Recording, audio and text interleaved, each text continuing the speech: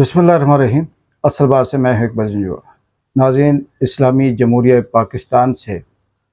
ऐसी ऐसी दिल दहला देने वाली ख़बरें आती हैं कि जब बंदा उनको देखता है, सुनता है, तो अच्छा ख़ासा ठीक ठाक सेहतमंद इंसान भी या तो डिप्रेशन का शिकार हो जाता है या फिर बीपी का मरीज़ हो जाता है। वहाँ पे अगर मेन स्ट्रीम मीडिया तो मैनेज्ड है, पाबंद है, वो सिर्फ वही बताएगा कि पाकिस्तान के अंदर जब से फार्म फूड 7 की हुकूमत बनी या अमेरिकन ग़ुलाम यहाँ पे मुसल्लत हुए बाकायदा पे रोल पे, तो दूध और शहद की नहरें बहना शुरू हो गई और मीडिया के ऊपर भी ऐसे सहाफ़ी या ऐसे तज्ज़ियाकार जिनको सिर्फ़ और सिर्फ ये टास्क दिया गया है कि आपने ऐसी बातें करनी हैं जिससे आम आदमी की उम्मीदें टूटें या आम आदमी मायूस हो, तो उससे ये नहीं लगता। लेकिन वहाँ पे चाहे हादसात हों या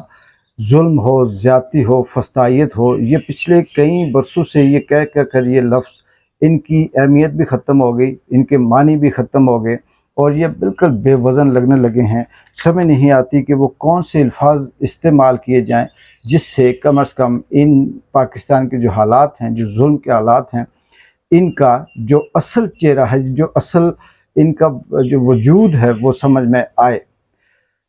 पाकिस्तान में कल से बिल्कुल आप सबको पता है कि तहरीक इंसाफ के ऊपर जिस तरह से क्रैकडाउन जारी था, जारी है और आइंदा भी जारी रहेगा। इसके पीछे क्या है ये मैं आखिर में बात करूँगा। लेकिन सोशल मीडिया के ऊपर एक वीडियो सर्कुलेट हो रही है। पहले वो थी मियाँ इबाद फ़ारूक के भाई की, जो हॉस्पिटल के अंदर है, जिसकी सर्जरी होनी है, उसकी माँ उसके साथ बैठी है और वो भी ये फ़रियाद कर रहा है इदारों से और दरख्वास्त कर रहा है कि इबाद फ़ारूक को रिहा किया जाए और उसे मिलवा दिया जाए, ताकि मैं उसे देख सकूँ। पिछले 2 साल से उसे मिला नहीं। इसी तरह से आज जो छोटी सी एक वीडियो है उसमें मियाँ इबाद फ़ारूक के बेटे मियाँ सलार की इदारों से अपील है और वो सरेआम ये अपील करता है कि आप मेरे पापा को रिहा कर दें। मेरे अंकल जो है वो बीमार हैं, ये दादी है और ये दादी रो रो कर इनकी आँखों की बीनाई चली गई है, ये परेशान हैं और मेरे अंकल जो है वो बीमार हैं, वो अब्बू से मिलना चाहते हैं। वो छोटा सलार जो है वो ये भी बताता है कि मैं हर दफ़ा स्कूल में फ़र्स्ट आता था, मैं अच्छे नंबर लेता था, लेकिन जब से ये सारे हालात हैं, मेरे अब्बू बंद हैं, तो मैं पढ़ भी नहीं सकता, हम सो भी नहीं सकते और हम रातों को जाग जाग कर ज़िंदगी गुज़ारते हैं, हमारे बहुत बुरे हालात हैं। मुझे इस सारी चीज़ पे ये समझ नहीं आती कि कौन-सा ऐसा संग दिल शख़्स इस मुल्क के अंदर है, जो ये इदारों के अंदर है और वो इन बातों को सुनता नहीं है। इसके पीछे ऐसी कौन-सी चीज़ हो सकती है, जैसे हम ये कहें कि वो कोई दहशतगर्दी है या उसने मुल्क के राज़ आउट कर दिए या उसने मुल्क की तबाही फेर दी या कहीं से उसने एटम बम इस मुल्क में मार दिया, ऐसा कुछ भी नहीं है। ये पाकिस्तान तहरीक-ए-इंसाफ के वो लोग हैं जो सिर्फ़ और सिर्फ़ बुग़्ज़, दुश्मनी, नफ़रत और अना की वजह से बंद हैं और वो इमरान खान के ख़िलाफ़ बोलते नहीं हैं। अगर वो इमरान खान के ख़िलाफ़ बयान दे दें तो ये सारी की सारी चीज़ें उन्हें आज़ादी भी हो जाए और जान भी छूट जाए। तो मैं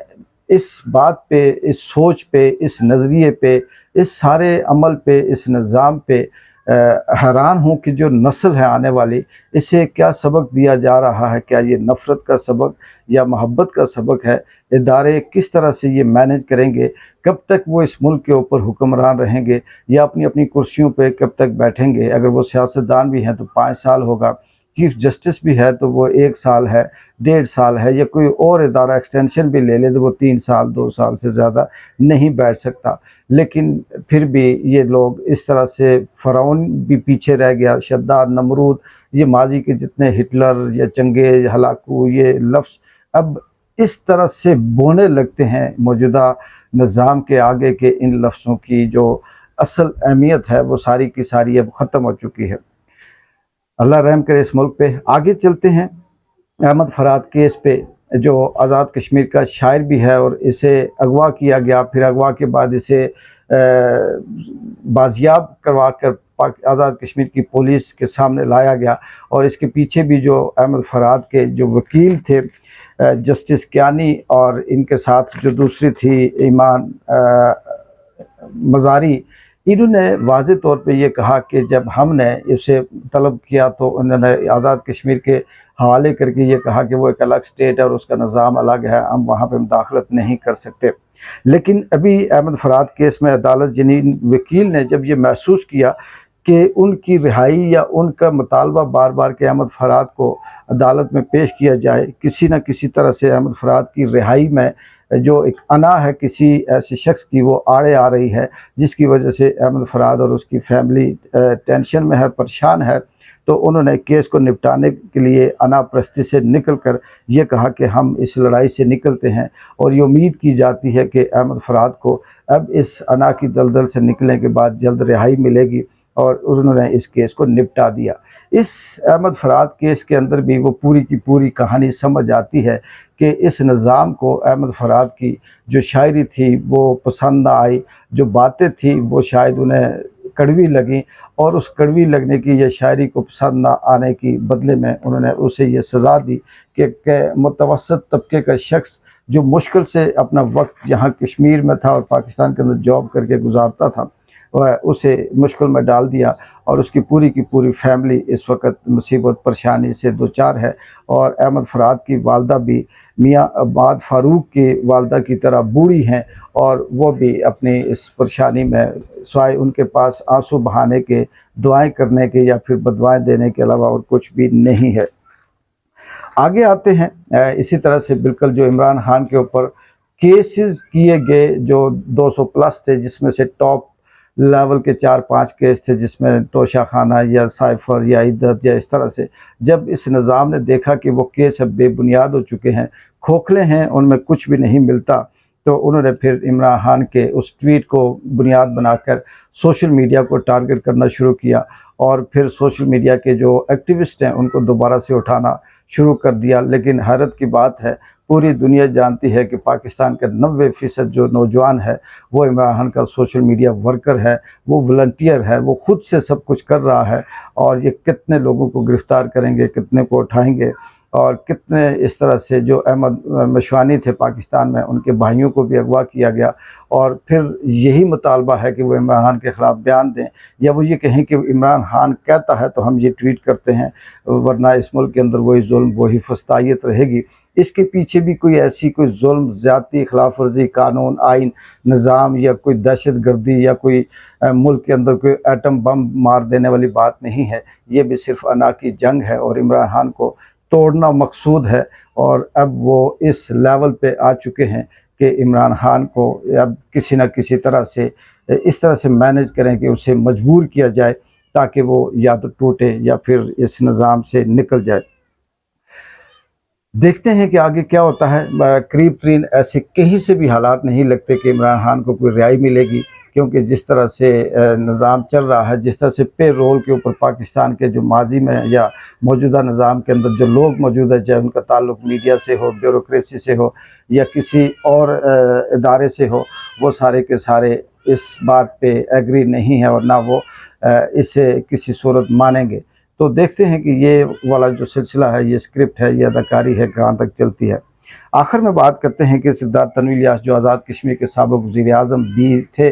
और जिनको पहले भी गिरफ़्तार किया गया पाकिस्तान में किसी झगड़े की बुनियाद पे, या जो ये कहा जाता है कि सेक्टोरस के ऊपर उन्होंने हमला किया और दरवाजे तोड़े या फिर ऑफिस खोला, या इस तरह से रात को अचानक खबरें चली कि उनके भाइयों को गिरफ़्तार किया गया, और अहमद सगीर जो था उसका भाई, उनको भी गिरफ़्तार किया गया, इनके बेटों को गिरफ़्तार किया गया